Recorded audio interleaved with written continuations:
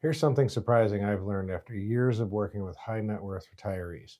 Money solves a lot of problems, but not the ones that make you happy. I've seen couples retire with 5 million or more, yet still feel restless, anxious, or even a little bit lost. They're not worried about paying bills, they're worried about finding purpose. And here's the part that most people never figure out.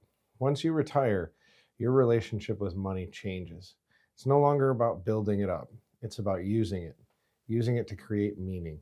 The happiest retirees are not the ones with the biggest portfolios. They're the ones who have clarity about what truly matters to them. They spend intentionally, they give strategically, and they've structured their finances in a way that supports life the way they want to live, not just the lifestyle that they can afford. Today, we're going to unpack what wealthy retirees understand about happiness that most people miss, and how you can design your financial plan to support both wealth and well being. Hi, I'm Andrew Palomo, certified financial planner and owner of Pillar Financial Advisors.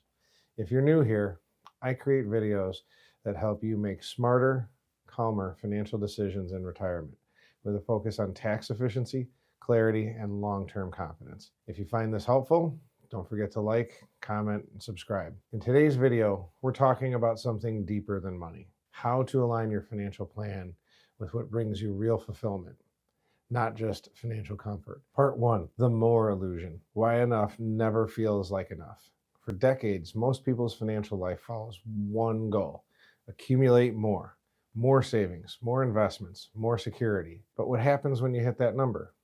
When you have more than you're likely to ever be able to spend? That's when many retirees realize something unexpected. The pursuit of more doesn't stop on its own. They still check their accounts daily. They still worry about market drops. They still feel that nagging question: is it enough? That's because enough isn't actually a number, it's a mindset. And for many people, that mindset never got developed because their entire financial life was built around earning, not enjoying. Wealthy retirees who feel content know that more isn't the answer. But the actual answer is clarity.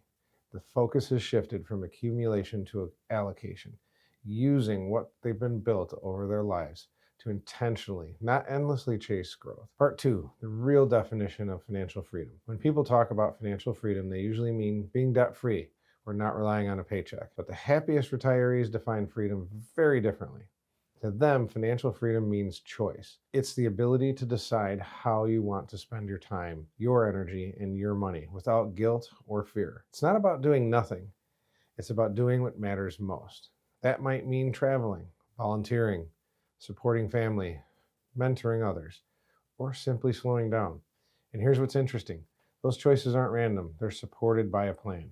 The happiest retirees don't just hope their wealth will last, they know exactly how their income flows and how their taxes are managed and how their spending aligns with their values. That clarity gives them permission to enjoy their money, not just preserve it. Part 3, why purpose protects happiness. After 30 or 40 years of working, retirement can feel like a sudden stop. The routine is gone.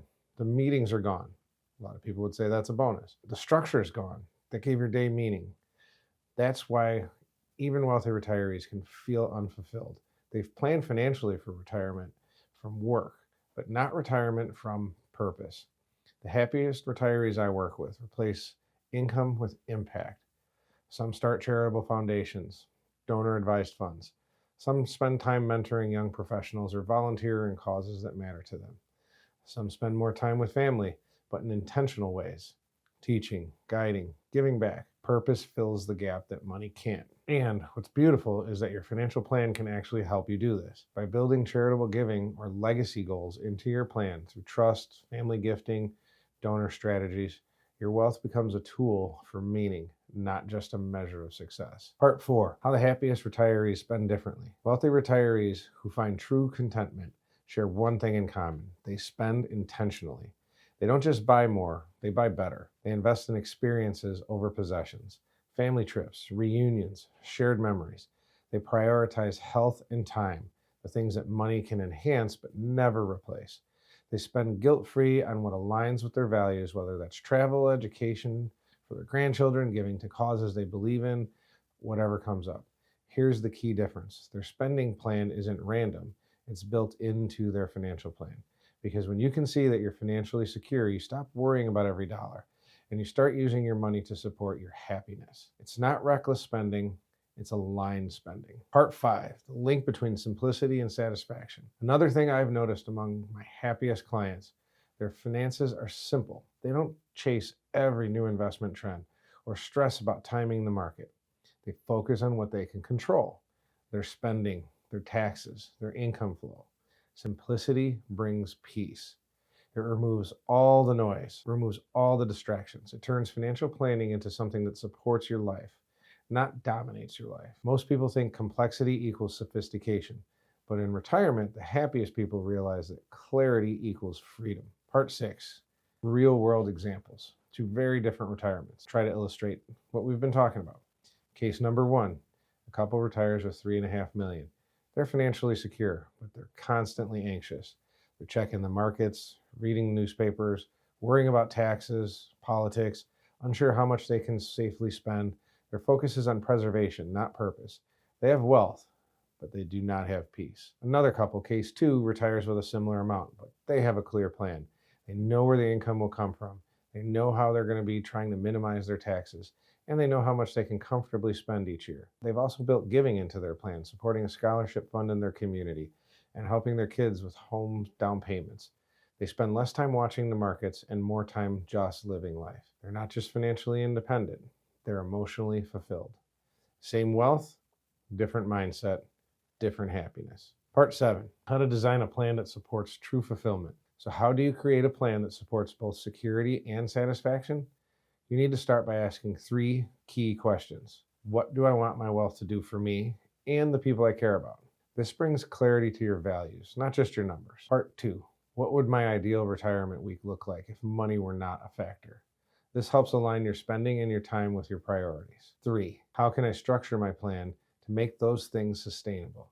This is where thoughtful tax, income, and estate planning come in. When your financial plan answers those 3 questions, you've moved beyond just wealthy. You've built a retirement that's on purpose, peaceful, and personal. At the end of the day, wealth is only as valuable as the life it allows you to live. The happiest retirees know this. Financial success without emotional fulfillment isn't freedom, it's just numbers on a screen. But when you align your wealth with your values, when your plan gives you both security and purpose, that's when you feel truly rich. If you're approaching retirement and want to build a financial strategy that supports your goals and your values, let's talk. Click the link in the description below to schedule a conversation.